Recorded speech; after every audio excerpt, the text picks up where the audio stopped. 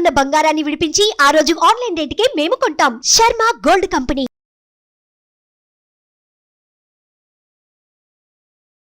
నమస్కారం, నేను మీ జాహ్నవి. మనతో ఉన్నారు అగ్ని ఉపాసకులు, ప్రముఖ ఆధ్యాత్మికవేత్త, జ్యోతిష్య వాస్తు పండితులు బ్రహ్మశ్రీ అన్నవరపు తిరుపతి మూర్తి అవధాని గురువు గారు. మాట్లాడేద్దాం. నమస్కారం గురువుగారు. ఓం శ్రీ మహాగణాధిపతయే నమః.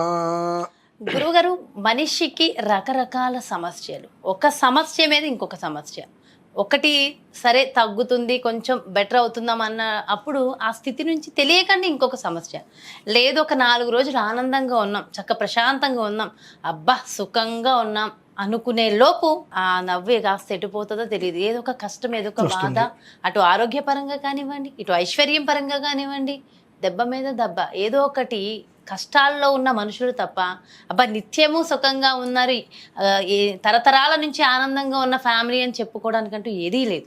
అసలు దీనికి గల కారణాలు ఏంటి? నిజంగా మనిషి జన్మ అంటేనే సమస్యల వలలో పడడమేనంటారా? దీని నుంచి బయటపడాలంటే ప్రత్యేకించి రెమెడీస్ ఏమైనా ఉంటాయంటారా? ఓం అక్షయంబుగ కాశి లోపల అన్నపూర్ణ భవాని వై, సాక్షి గణపతి కన్న తల్లివి సద్గుణావతి శాంభవి, మోక్షమసగుటకు కనక దుర్గవు మూల కారణ శక్తివి, శిక్షసేతువు దుష్టజనులను శ్రీగిరి భ్రమరాంబిక. మీరు అడిగినటువంటి విషయము ప్రతి మనిషి జీవితంలోనూ కూడా సుఖమవాప్నోతి అనేటువంటిది ఉంటుంది. దాన్ని కష్టమవాప్నోతిగా మనమే చేసుకుంటూ ఉంటాం.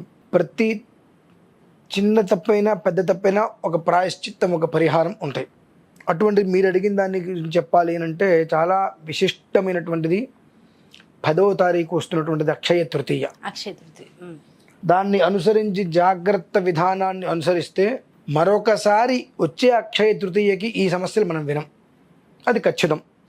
కానీ ఎంతమంది దాన్ని ఆచరిస్తారు అంటే చెప్పడం కష్టం. ఎందువల్లనంటే 100 మంది వింటే 10 మంది ఆలోచిస్తే ఒకళ్ళు ఆచరిస్తారేమో, అంతే. కాబట్టి అందరి కష్టాలు తీరకుండా అలానే ఉంటున్నాయి. ప్రతి మనిషికి జీవితంలో కావాల్సింది నాకు తెలిసి కడుపు నిండా తిండి, కంటి నిండా నిద్ర, చేతి నిండా పని. ఈ 3 ఉంటే ఎటువంటి అనారోగ్యము దరిచేరదు, ప్రశాంతత అనేటువంటిది ఎక్కడికి పోదు, మన దగ్గర ఉంటుంది. 4వది మనం ఆలోచిస్తాం, ఏది ఎదుటివాడి కన్నా మనం ఎక్కువగా వెళ్ళాలని చెప్పి. అది ఎప్పుడైతే మనం తీసుకుంటామో ఈ 3 పోతాయి. కొత్త దానికోసం ప్రయత్నం చేస్తుంటే ఉన్న 3 పోతాయి. రుగ్మతులు, వ్యాధులు, సమస్యలు అన్నీ నెత్తి మీద పడుతూ ఉంటాయి. ఇంకా దానివల్ల మనం జీవితాన్ని ఇబ్బంది పెట్టుకుంటూ ఉంటాం. దీనికమ్మా మనకు పూర్వం నుంచి కూడా మన చిన్నప్పటి నుంచి మనం ఆలోచించినట్లయితే అక్షయ తృతీయ అంటే బంగారం ఎవరు కొనేవారు కాదు. ఇప్పుడు అందరికీ కూడా బంగారం నాగార్జున గారు చెప్పారని చెప్పి బంగారం కొనేసేసి కళ్యాణ్ జ్యువెలరీలో వెంకటేష్ గారు చెప్పారని చెప్పి మనపురంలో తాకట్టు పెట్టేస్తున్నారు. అంటే వీళ్ళ ఉద్దేశం ఏంటంటే కొనడానికి డబ్బులు వచ్చినాయి కదా, ఇప్పుడు డబ్బులు అవసరం కాబట్టి మేము తాకట్టు పెడుతున్నాం. అక్షయము అంటే నీకు తాకట్టు పెట్టే పరిస్థితి రావద్దనే కదా. నువ్వు కొంటే తాకట్టు పెట్టే పరిస్థితి వచ్చింది అంటే నీకు క్షయం అయిపోతుంది, అక్షయంగా ఉండట్లేదు కదా. ఈ ఒక్క ఆలోచన చేయకపోతుంది. 2, పితృదోషం అనేటువంటిది ఎక్కువగా ఆపాదించిన వారికి ఈ రకమైన సమస్యలు ఎక్కువగా వస్తూ ఉంటాయి. పితృప్రీతికరం యస్మాతు, పితృదోషంతో సహా నిర్వీర్యం చేయగలిగింది అక్షయ తృతీయమ్మ. 2 విధానాలు. 1, చిన్న ఉగ్గి గిన్నెైనా తీసుకొని అందులో నీరు లేదంటే పాలు పోసుకొని వసంత మాధవ ప్రీత్యర్థం పయఃపాత్రం అంటే పాలు పట్టినటువంటి పాత్ర, లేకపోతే ఉదక పాత్రం, నీటితో నింపిన పాత్ర, వెండిది, ఇంత ఉగ్గి గిన్నెను తీసుకొని ఆ రోజు నాడు, అంటే ముందు రోజే తీసుకోండి, ఆ రోజు నాడు కొంటాం కాదు కావాల్సింది. ఆ రోజు నాడు కుదిరితే చిన్న ఉగ్గి గిన్నె మీ గుళ్ళ ఇంటి పరిసరాలు దేవాలయాలను ఉంటే ఉండేటువంటి అర్చకులు స్వామివారికి వెళ్ళి ఆ గిన్నెను తీసుకెళ్ళి ఇచ్చి నమస్కారం చేసి మీ గోత్రము వద్దు, మీ పేరు వద్దు, మీ గోత్రము మీ పేరు 2 అక్కడ చెప్పుకోకండి. ఆ పాత్ర అనేది ఆయన చేతిలో పెట్టి నమస్కారం చేసుకోండి. అక్షయ పాత్రలాగా భావించండి. ఏది అక్షయ పాత్ర అంటే ఇచ్చేయండి అంటారు. అక్షయం అంటే క్షయం కానిది, నువ్వు ఎంత ఇచ్చినా ఇంకా అంత ఉండేటువంటిది తరగకుండా. కృష్ణ అక్షయం అనుకుంటూ ఆయన చేతిలో పెట్టి నమస్కారం చేసుకోండి. 1. ఇకపోతే 2, మన పూర్వంలో నాకు తెలిసి నా చిన్నప్పటి విషయంలో అక్షయ తృతీయకి ఒక 3-4 రోజుల ముందు నుంచి తాబేలు తెచ్చుకునేవారు. అది పంచలోహాలో, ఇత్తడో, రాగో, వెండో, ఇంత తాబేలు బొమ్మ తెచ్చుకొని దాంట్లో ధాన్యం పోసేవారు. ధాన్యం పోసి దానికి యా జాత ఓషధయో దేవేభ్యస్త్రయుగం పురా మందామి బభ్రూణా మహగుంషితం ధామాని సప్తచ కొన్ని మంత్రాలు ఉండేవి. ఆ మంత్రాలతోటి ఈ యొక్క 4 రోజుల పాటు మొదటి అంటే 3 రాత్రులు శుభ్రంగా వాటికి అర్చనలు చేసుకొని 4వ రోజును అంటే అక్షయ తృతీయ రోజు నాడు ఖచ్చితంగా ఇంట్లో ఇప్పుడంటే ఒకళ్ళు ఇద్దరప్పుడు 10-15 మంది ప్రతిరోజు నిత్యం భోజనం ఉండేది. ఒక అన్ని ఒడ్లు ఆ ధాన్యం అందులోంచి తీసుకొని ఒలిచేసేసేసి అన్నం మనం బియ్యం కడిగేసిన తర్వాత పొయ్యి మీద వంట కృష్ణ అక్షయమించి పందులు వేసేసేవారు. ఆ ఒక్క వండినట్టు ఉడికిన పదార్థం అందరూ కడుపు నిండా భోజనం చేసేవారు.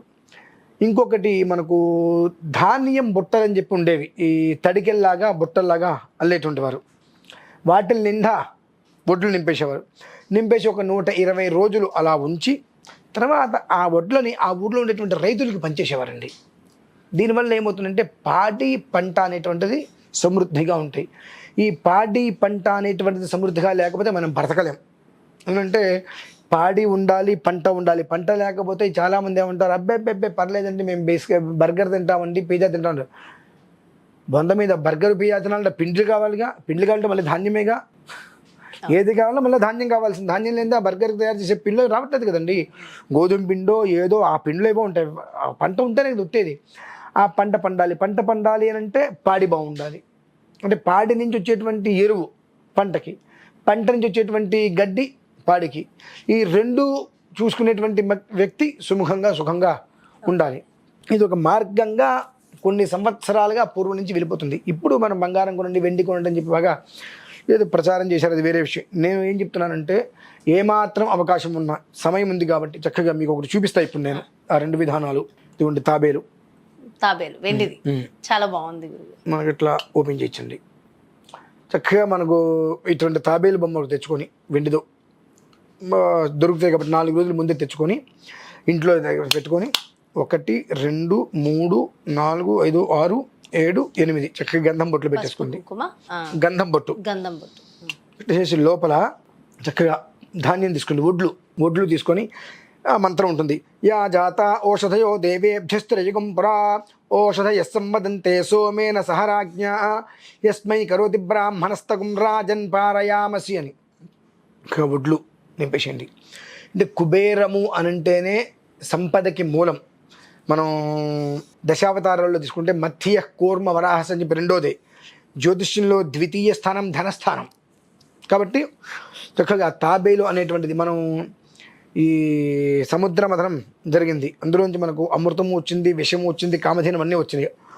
ఆ పర్వతం చిలకడానికి అడుగున ఆ కూర్మం మీదే పర్వతం దాన్ని చిలకలిగారు. ఆ కూర్మం అనేటువంటిది ఇంట్లో ఉంది అని అంటే ఆ ఇంట్లో దిష్టి అనేటువంటిది ముందు ఉండదు. ఎవరి ఏడుపులు తగలవు. వృద్ధి మినహాయిస్తే ఇంకేమీ అనర్థాలు ఉండవు ఆ ఇంట్లో. అటువంటిది అక్షయము అనేటువంటి రోజు, తృతీయ అంటే 3 అంటే వృద్ధి కలిగేటువంటిది. అక్షయం ఆ వృద్ధి కావాలనేటువంటిది ఆ రోజు నాడే ఆ ఒక్క కూర్మం అనేటువంటిది తెచ్చుకొని చక్కగా ఇలా దాంట్లో ధాన్యం పోసుకొని అందులో అంతా పసుపు కుంకుమ వేసేసి భగవంతుడి దగ్గర పెట్టేసేసి మొదటి 3 రాత్రులు దానికి కావాల్సిన అర్చనలు మొత్తం చేసుకొని 4వ రోజు అక్షయ తృతీయ రోజు నాడు భోజనానికి అన్నం వండుకునే సమయంలో చక్కగా ఓపెన్ చేసి అందులోంచి 2-3 గింజలు ధాన్యం తీసుకొని ఒలిచి ఆ బియ్యం అందులో కృష్ణ అక్షయం అనుకుంటూ వేసుకొని వాళ్ళు గడిపిన భోజనం చేయడం మూసేసుకొని ఇందులో నిండా ధాన్యం వస్తారు కదండి. ఇందులో ధాన్యం తగ్గుతూ ఉన్న కొద్దీ వాళ్ళ ఒక సిరి సంపదలు కుటుంబం అనేటువంటి అలా పైకి వృద్ధి కలుగుతుంది. కంప్లీట్ అయిపోతుంది. అప్పుడు ఏం చేయాలి గురుగారు? ఏం చెప్తాను, తగ్గుతున్న కొద్దీ వృద్ధి కలుగుతుంది కుటుంబం. అయిపోవచ్చునే అనుకుందాం. ఇందులోంచి 2 ధాన్యాలు తీసుకుని ధాన్యంలో వేసి మళ్ళీ నింపేసుకోవచ్చు, ఇబ్బంది ఏం లేదమ్మా. అందులో ఖచ్చితంగా దీని నిండా వేసుకునేటువంటివి ఎంత కాదన్నా ఒక 8 నెలలు రోజు 2-3 గింజలు వేసుకుంటే వస్తాయి, ఇబ్బంది ఏం లేదు అందులో. అది ఆటోమేటిక్గా కూడా మీకు ఒక్కొక్క గింజ అందులో తగ్గుతున్న కొద్దీ మన ఒక్క స్థితి ఒక్కొక్క రోజు అలా వృద్ధి చెందడం కూడా మన కళ్ళతో మనం చూస్తాం. తాబేలు అనేటువంటిది అంత శ్రేయస్కరం. తాబేలు చాలా మంచిది అంట. తాబేలు ఉంగరం పెట్టుకోవడం ఇవన్నీ కూడా చాలా మంచిది అని చెప్తూ ఉంటారు. వీటి గురించి ఏంటంటే అమ్మా పూర్వం నుంచి పెద్దగా బయటకి తెలియకపోవటం వల్ల ఇవాళ చెబితే ఏముందని అనుకుంటారు. కానీ పూర్వంలో చాలా దేవాలయాల్లో తాబేళ్ళు ఉండేవి. దేవాలయంలో తాబేలు ఉండేవి, చక్కగా ఒరిజినల్గా తిరుగుతుండేవి నీళ్ళలో. ఎందుకు పెడతారు అంటే మనకు లలితా సహస్రనామంలో కూడా చెప్పబడింది. గూఢ గుల్ఫ కూర్మ పృష్ఠ జయిష్ణు ప్రపదాన్విత నఖదీది సంచన్ అని చెప్పి. దీని గురించి అర్థం తెలుసుకోగలిగితే ప్రపంచంలో ఉన్న ప్రతి వ్యక్తి తాబేలుతో అక్షయ తృతీయ రోజు నాడు ఇంట్లో పెట్టుకుంటాడు ఖచ్చితంగా. తాబేలు ఇంట్లో ఉండడం వల్ల కానీ, ఇలాంటి తాబేలు చేతికి పెట్టుకోవడం వల్ల కానీ, ఇవన్నిటి వల్ల కలిగే ఫలితం ఏంటంటారు? ఏమండి, ఒక విషయం గుర్తుపెట్టుకోండి, తాబేలు మన దగ్గర ఇంట్లో ఉన్నది అని అంటే ఆ ఇంటికి సంబంధించినటువంటి పెద్ద మనిషి కావచ్చు, ఇంటి మనుషులు కావచ్చు, ఎలాంటి నెగిటివ్ అనేటువంటిది ఉండదు. 3 అయితే సమృద్ధిగా ఉంటాయి. కడుపు నిండా తిండి ఉంటుంది, అంటే 5 వేళ్ళు తృప్తిగా నోట్లోకి వెళ్తాయి. కంటి నిండా నిద్ర ఉంటుంది, చేతి నిండా పని ఉంటుంది. ఈ 3 మాత్రం తృప్తిగా ఉంటాయి. తాబేలు ఎవరింట్లో ఉంటుందో వాళ్ళ ఇంట్లో. ప్రతి ఇంట్లో పూర్వకాలంలో బావిలో తాబేలు ఉండేవి. మరి గమనించండి, పూర్వకాలంలో ఇంటికి 10 మంది సంతానం ఉండేవాళ్ళు. ఒక్క మనిషి సంపాదించిన కుటుంబం మొత్తం తృప్తిగా తినేవారు. అది వృద్ధి బావిలో నీళ్లు ఎలా అయితే ఓట వస్తూ ఉంటుందో అలానే తాబేలు ఉన్న చోట ఆ ఓట అనేటువంటిది అలా వస్తూ ఉంటుంది. భగవంతుడు ఇస్తూ ఉంటాడు. ఎందువలన మధ్య కూర్మ, ఈ యొక్క దశావతారంలో రెండోది కూర్మావతారం. అందులోనూ జ్యోతిష్ శాస్త్రంలో తను స్థానం ధనస్థానం, రెండోది ధనస్థానం, అది వృద్ధి చెందుతూ ఉంటుంది. ఇది ఒక శుభ్రంగా పెట్టుకోవడం అనేటువంటిది చాలా శ్రేయస్కరం. ఇంకా వాళ్ళకి దేశం మీద కూడా ప్రేమ ఉంది, కుటుంబం మీద ప్రేమ ఉంది. కుటుంబం బాగుండడం కోసం ఇది ఇంట్లో పెట్టుకోండి. దేశం మీద కూడా ప్రేమ ఉంది. ఇటువంటి చెక్క, ఇదిగోండి చెక్క, దేశం కోసం. దేశం రైతు బాగుంటుంది, దేశానికి వెన్నెముక రైతు. దానికోసం దీన్ని ఉపయోగించాలంట. ఎందుకంటే బుట్ట అచ్చం ఇది మనకు పూర్వకాలం తడికెలతో, అదే కదా అల్లిన బుట్ట తడికెలతో ఉండేటువంటిది బుట్ట. చక్కగా ఎక్కువగా పెళ్ళిళ్ళలో వాటిల్లో వాడతాం, పెళ్లిలో వాడతారు. పూర్వకాలంలో ధాన్యం మొత్తం వీటిల్లోనే పోసి నిల్వ ఉంచేవారు. కొన్ని గేమ్ లోపల పెట్టేవారు, కొన్ని చుట్టి చేసి ఇట్లా పెట్టుకొని మొత్తం పోసి నిల్వ ఉంచేవారు. అది చూడడానికి కూడా వెండిది. ఇటువంటి తీసుకొని చక్కగా దాంట్లో ధాన్యం పోసుకొని 120 రోజులు గూట్లో పెట్టుకొని ఆ తర్వాత చక్కగా రైతులకు, దగ్గర ఉన్న రైతులకు పనిచేస్తే, రైతు క్షేమంగా ఉన్నాడు అని అంటే మనం అందరం బాగుంటాం. వాళ్ళు క్షేమంగా లేరు అంటే మనం నోట్లోకి మట్టి తప్ప ఇంకా ఏమీ వెళ్ళదు. కనుక అక్షయ తృతీయకి మూలార్థం ఏమిటి అంటే అన్ని రకాలుగా కూడా వృద్ధి చెందటం. అంటే ప్రతి ఒక్క వ్యక్తి, ప్రతి ఒక్క వ్యాపారము, ప్రతి ఒక్క వృత్తి, ప్రతి ఒక్క ధాన్యము, పాడి, పంట అంతయు కూడా పరిపూర్ణంగా వృద్ధి చెందాలి అనేటువంటిది. అక్షయము అంటే కేవలం నా ఇల్లు మాత్రమే వృద్ధి చెందాలి, నా ధనం మాత్రమే పెరగాలనేటువంటిది కాదు. నేను ఇవాళ భోజనం చేస్తున్నాను అంటే నాకు దిక్కులేదు, పండించుకునేది నాకు చేత కాదు, ఎవరో పండిస్తున్నారు. పండించేటువంటి రైతులు ఆత్మహత్య చేసుకుంటున్నారు. విచిత్రం చూడండి, బస్తా బియ్యం కొనేటువంటి వాడు దాన్ని మోయలేడు, మోసేటువంటి వ్యక్తి దాన్ని కొనలేకపోతున్నాడు. రుణాలే కదండి ఇవన్నీ కూడా పూర్తిగా నిర్వీర్యమైపోయి ప్రతి కుటుంబంలో కూడా ఈ 3 కడుపు నిండా తిండి, కంటి నిండా నిద్ర, చేతి నిండా పని, ఈ 3 తృప్తిగా ఉండాలి అనేటువంటి దానికి అక్షయమైనటువంటి తృతీయ. అక్షయము క్షయము కానిది తృతీయ అంటే 3 అనేటువంటిది సోదర స్థానం. మనకి ఇంకొక మనిషి తోడుగా సోదరుడు ఉన్నాడంటే ఎంతో ఆనందపడతాం. ఈ సోదర స్థానానికి మీకు చిన్న రామాయణంలో కూడా ఒక విషయం చెప్తాం. దేశే దేశే కలత్రాని, దేశే దేశే చ బాంధవ, తంతు దేశం నపశ్యామి ఎత్ర భ్రాత సహోదర. అంటే లక్ష్మణస్వామి వారు మూర్ఛ చెందిపోయినప్పుడు రాముడు వారు బాధపడుతూ ఉంటారు. సుగ్రీవుడు వచ్చి, ఎందుకు రామా నువ్వు కూడా సామాన్య మానవుడు వల్లే బాధపడుతున్నావు అంటే అప్పుడు ఈ శ్లోకం చెప్పి, సుగ్రీవా దేశే దేశే కలత్రాన్ని, ఎక్కడికి వెళ్ళినా స్త్రీ భార్యగా మనకు దొరుకుతుంది. ఒక స్త్రీ కాదు, ఇంకొక స్త్రీ కూడా భార్యగా దొరుకుతుంది. అలానే ఎంతోమంది బంధువులు మనకు దొరుకుతారు, స్నేహితులు ఎక్కడికి వెళ్ళినా దొరుకుతారు. కానీ తోడబుట్టినవాడు ఏ దేశం వెళ్ళినా దొరకడు కదా. అటువంటి తోడబుట్టినవాడు లేనప్పుడు నాకు ఇదంతా ఎందుకు అని చెప్పి ఏడుస్తాడు. అలా తృతీయము అంటే 3 అనేటువంటిది సోదర స్థానం. సోదర స్థానము, భాగ్యస్థానము, తను స్థానం అనేటువంటిది వృద్ధి. తను అంటే నేను, తృతీయ అంటే సోదర స్థానం, భాగ్యం అంటే 10వ స్థానం అంటే వృద్ధి. ఇలా ఇటువంటివన్నీ కూడా అంటే ప్రతి దానికి కొన్ని ప్రమాణాలు వేసి పెట్టడం జరిగిందమ్మా. కనుక అక్షయ తృతీయ నుంచి ప్రతి ఒక్క మనిషి సుఖంగా ఉండాలంటే 3 రోజుల ముందు నుంచే శుభ్రంగా తాబేలు లేదంటే బుట్ట, ఈ రెండిట్లో ఏదైనా ఒకటి చక్కగా దగ్గర పెట్టుకొని ధాన్యంతో చేసుకొని, ఒకటి తాబేల్లో ఉండేటువంటి ధాన్యాన్ని వారింట్లో కుటుంబంలో చేసుకుంటూ చక్కగా ఒక బుట్టలో ఉండేటువంటి ధాన్యాన్ని 120 రోజుల పాటు చక్కగా అట్టిపెట్టిన తర్వాత ఎక్కడైనా రైతులు కనుక తీసుకెళ్ళి గుప్పెడిచ్చినట్లయితే అది వాళ్ళకి 1,000,000 రెట్లు వృద్ధి. అది చేయటం అనేటువంటిది ఇందాక మీరు ఏదైతే అడిగారో, ప్రతి మనిషి ఇవాళ 4 రోజులు నవ్వుతున్నాడంటే 5వ రోజు మళ్ళీ కష్టం అనేటువంటిది ఆపాదిస్తుందని చెప్పి, అది లేకుండా, అటువంటి పదం రాకుండా, వినకుండా ఆ ఒక్క 3 విధాన త్రివర్గ నిలయ త్రిస్థ త్రిపుర సుందరి అని చెప్పి మనకు లలిత శాస్త్రంలో కూడా ఇంకా చాలా ఉంది విశేషం చెప్పుకుంటూ వస్తే. ఆ 3 మొక్కల్ని చెప్పడం జరిగింది ఇక్కడ. త్రివర్గ, ఆ 3తోటి మొదలయ్యేటువంటిది ఏ స్థాయికి వెళ్తుంది అనేటువంటి విషయం ప్రతి ఒక్క మనిషి కూడా చూడగలుగుతారు. దీన్ని తూచా తప్పకుండా చేసినట్లయితే కింద సంవత్సరం ఒక 250 మంది వరకు నేను ఇది అందించానమ్మా. మామూలుగా అయితే నేను చెప్పే ఉద్దేశంలో లేను నేను. ఆ తీసుకున్న 250 మంది కూడా ఈ సంవత్సరం అందరూ మళ్ళీ కావాలని అడిగారు. అంటే క్రితం సంవత్సరం ఈ సంవత్సరం వరకు ఉన్నటువంటి వృద్ధి, అంతకు ముందు నుంచి క్రితం నుంచి ఈ సంవత్సరం వరకు ఉన్నటువంటి వృద్ధి వాళ్ళకి కనిపించింది. కాబట్టి నాకు మళ్ళీ మా అందరికీ కూడా మరొకసారి అందజేయండి అని అన్నారు.